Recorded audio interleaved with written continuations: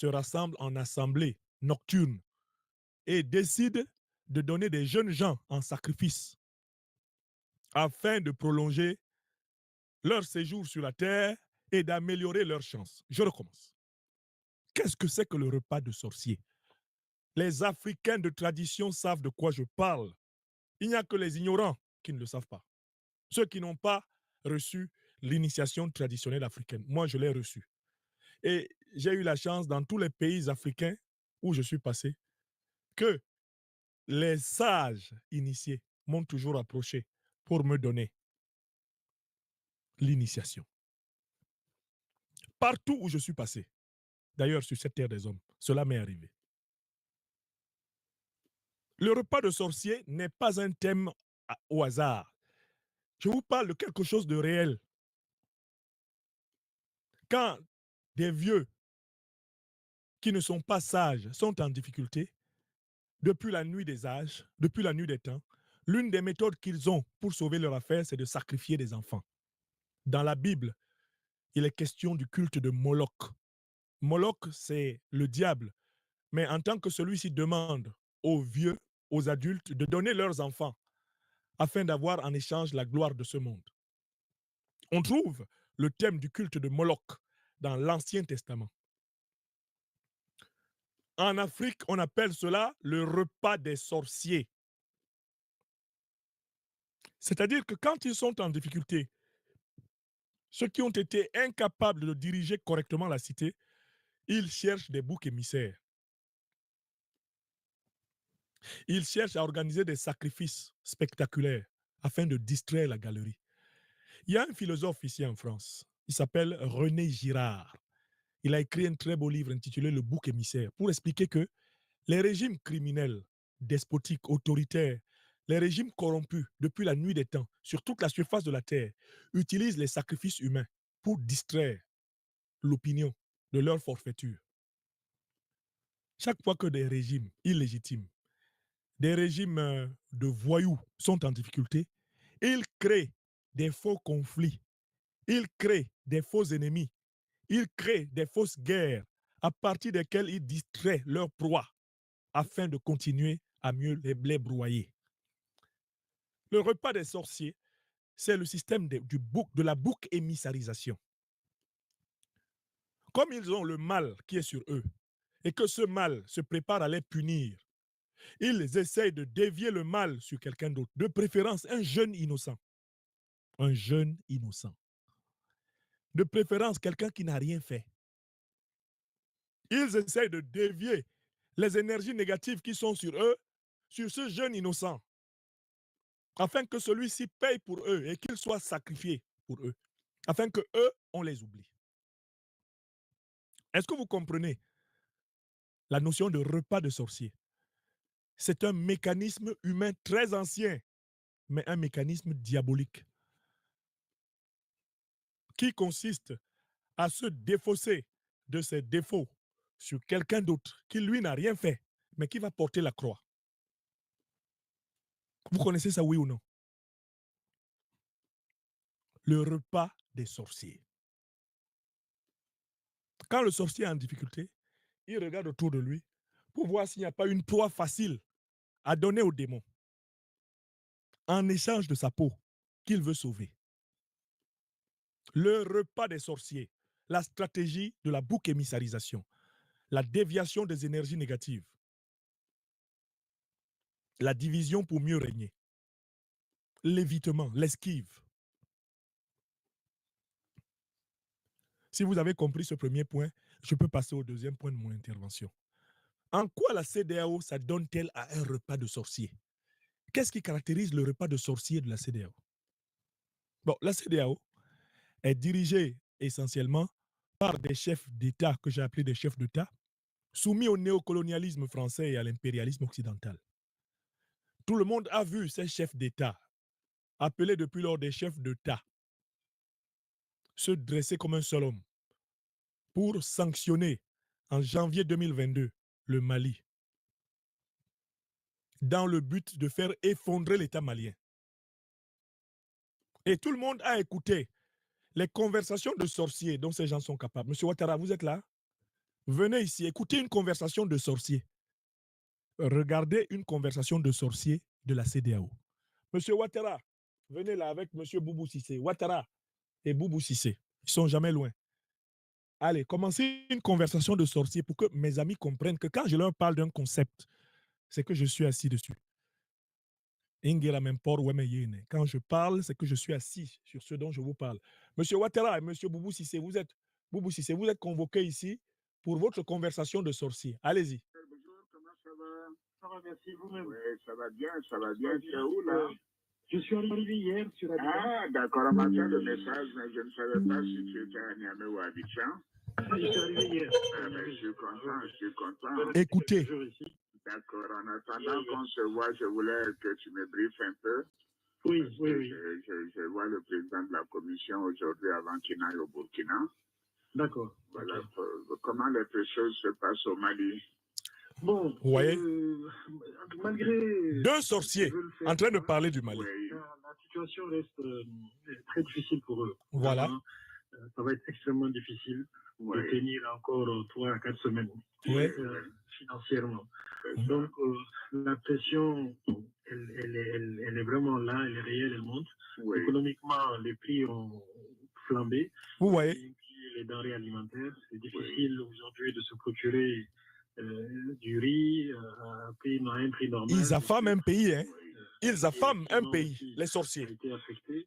Même la main-d'œuvre commence à se plaindre un peu parce que les gens ne travaillent pas. Vous voyez. Donc, je pense qu'ils ont beaucoup de pression. Mais bon, ils essayent de gérer ça. Faire croire qu'il n'y a pas de problème. Voilà, c'est le contraire. Mais c'est vraiment, on voit qu'ils n'ont pas d'économistes parmi eux. Vous entendez? Ceux qui vont un pays qui a 30 à 40% de son budget financé par l'extérieur. Ils pourront payer les salaires 1 ou 2 mois, mais c'est tout. Après, ils ne pourront même plus payer les salaires. Vous voyez? 1000 milliards d'emprunts régionaux. Absolument. Donc, en 2021, Emma, apporte-moi une autre bouteille d'eau. Ils n'ont plus accès à ça. Oui, absolument. Le ministre des Finances a fait sortir une lettre il y a une dizaine de jours où il menaçait carrément les banques commerciales à souscrire. Et puis il a été qui souscrivent physiquement. Donc, ils mettent un peu de pression sur les banques où l'actionnariat malien est le plus important. La BMS. Voilà, exactement. Voilà, c'est ça, la sorcellerie moderne. C'est ça. C'est la seule. Je pense que maintenant, Choguel a pu trouver un moyen de faire adhérer une bonne partie de la population à un combat que lui seul est en train de mener. C'est le combat contre la France, c'est le combat contre l'Occident. Vous voyez? Donc, il y a un certain nombre de gens qui sont derrière eux pour ça. Voilà. Mais ils commencent aujourd'hui à réaliser que économiquement, financièrement, ça ne va pas tant que ça. Ils sont idiots. La Russie est la 11e puissance économique aujourd'hui. Vous entendez? Ils n'empruntent pas les moyens du Canada ou de la Corée.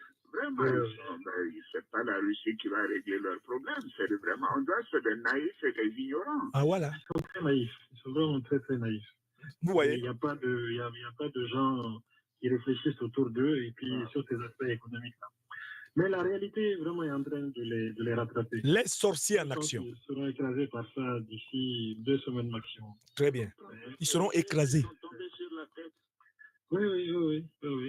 Et puis, c'est pas Choguel l'élément vraiment important. Hein. Ils le prennent plus au sérieux, mais c'est plutôt, ils l'utilisent.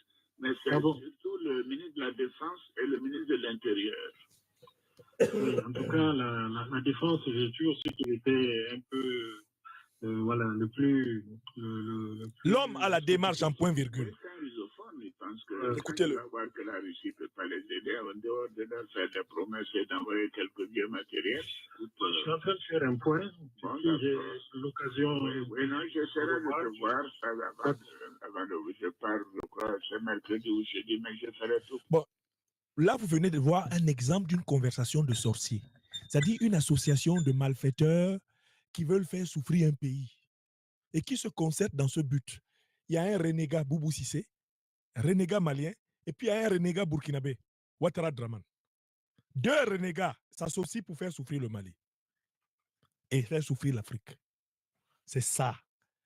Quand je viens ici devant vous avec un concept, je dis repas de sorcier. J'ai des exemples comme celui-là. Ce sont eux qui ont organisé la souffrance du peuple malien en janvier 2022 par des sanctions illégales, inhumaines, criminelles. Alassane Ouattara a infiltré un commando de 49 mercenaires avec des faux passeports pour assassiner les autorités maliennes. Ils ont été arrêtés le 11 juillet 2022 à l'aéroport Modibo Keïta, Bamako, Sénou. Et ils ont été incarcérés pendant près d'une année. Vous avez vu ça? Des gens qui viennent avec des faux passeports alors qu'ils sont des militaires. C'est la sorcellerie. C'est ça la sorcellerie. Le Niger fait sa révolution en 2023. Les mêmes sorciers s'organisent et ils décident de faire la guerre. Ils ont décidé de faire la guerre contre le Niger. Ils ont fermé la frontière nigériane, fermé la frontière béninoise. Et ils ont commencé à organiser des réunions de leurs états-majors avec des cartes militaires et des plans de guerre. Dans l'ordre de ceux qui voulaient faire la guerre, Alassane Draman Ouattara, Tinubu, Talon Patrice, Macky Sall, Oumaro Sissoko Embalo. Voilà ceux qui se sont dressés pour dire qu'ils vont tuer les Nigériens. Mais les déclarations qu'ils ont faites ont toujours été l'écho des menaces faites par les dirigeants français. Les dirigeants français ont commencé toujours par dire « Nous allons demander à la CEDEAO de punir ces pays-là ». Puis on a vu la CEDEAO se réunir pour punir ces pays. Et quand la CEDEAO a annoncé qu'elle allait intervenir militairement pour rétablir Mohamed Bazoum, le junteur de Niamey qui a fait boum, elle a été appuyée en ce sens publiquement par la France, qui a dit qu'elle soutenait l'option militaire. Entretuez-vous, Africains, ça nous amuse, du moment que ça nous permet de continuer à avoir la même mise sur vos richesses. Est-ce que vous comprenez? La CEDEAO est une organisation de sorciers.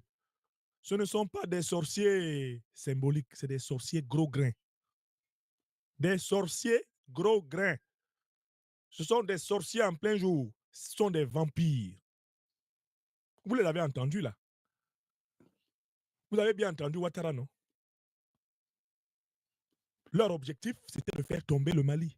C'était d'écraser le Mali. Leur objectif, c'était de semer la chienlit au Mali. De faire que le peuple malien crève de faim. Et Boubou Cissé se réjouissait d'apprendre que dans son pays, on ne parvient plus à acheter du riz, du sucre, de l'huile. Ça l'amusait. C'est ça un sorcier. C'est ça un sorcier. Un sorcier, c'est quelqu'un qui s'amuse du malheur des gens. Ça l'amuse. C'est un pervers polymorphe. Un sorcier est un pervers polymorphe qui prend plaisir au malheur des gens. C'est un sadique. Vous avez entendu, deux sadiques. Et tout ce conglomérat de dirigeants de la CEDEAO, c'est une bande de sadiques.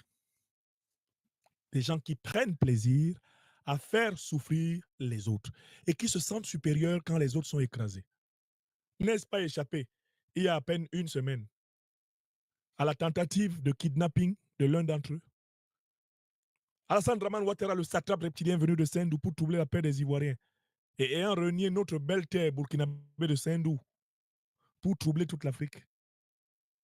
Ouattara Draman n'a-t-il pas tenté de me faire extrader depuis l'Angleterre pour que je sois livré manu militari à Abidjan, où sa bande de nervis nécromanciens aurait bien voulu profiter de mon agonie?